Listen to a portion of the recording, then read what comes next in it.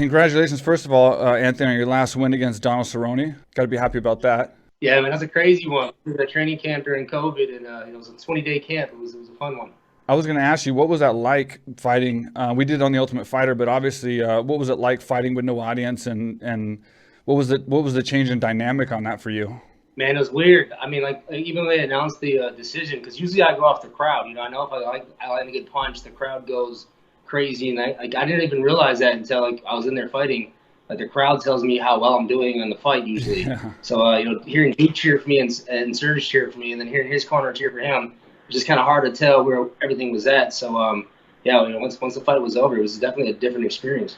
Yeah, that was crazy, man. There was a slugfest too. That third round was insane. Crazy one, man. Yeah, I mean, he came to fight, though. He came to fight. He always I does, think and he was so do mad you. about the knockout. I think he was mad about the counter knockout, so he came to throw down. Yeah, he did. Yeah, yeah, it was made for a great match. And then Sergio, we all obviously reached out to you guys before for the podcast, but they just announced your big fight coming up. So you have a huge fight coming up, headlining Bellator, finally coming back during the pandemic, and you're fighting Ricky Bandejas, yeah? Yep. Very excited, man. Excited to get back to work. It's been a couple of months, so got 9 days before I get back in that cage. I know it's like a week away, man, and like they kind of snuck this up. I had Benson Henderson on the show a while back, and then I had King Mo here recently, and nobody knew when Bellator was coming back. So like it seems like it was just like there was no plans, nobody knew anything, and then now all of a sudden in 1 week, you get announced as a main event fighting in the Mohegan Sun. Yeah, I just found out yesterday that I was going to be headlining it too. So yeah, I didn't know anything about the placement of the card or anything. I just knew that I had a fight. They gave me at least like 4.5 week notice, so I had a good camp. Cool, man. That's awesome. And then it's funny, I actually fought in the Mohegan Sun, but it was like ages ago, man. It was like 2000.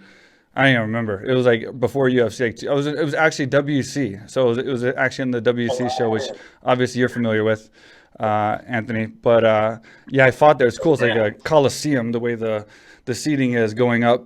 And it's pretty cool venue. It's gonna be weird with no audience, obviously. I assume that's what they're gonna do. Have they told you like anything about how the format's gonna be of the show or no? Honestly, not too much. They just kind of figured everything out. This is their first show coming back, so just sent the rules and the regulations for the COVID, and I guess I'm gonna figure out as we go. And training's been cool. Like I mean, with the quarantine and with people having obviously a lot of people in America having COVID now. Has it been normal training for you, or have you had to kind of like lose some training partners and kind of focus more on just your coach and then and your main training partners? Yeah, we got like a main team for our pro squad, so the team's pretty small. So everyone's just been consistently training. Honestly, it's not been any different besides just obviously just a little bit more safety. Cool. And you're excited, I assume, coming back and headlining this event and being able to fight again after all this, not knowing when Bellator was coming back. I'm excited. I saw Anthony fight with no crowd, so I want to finally try and get it done. First time fighting in COVID. So yeah, making some history in Bellator too.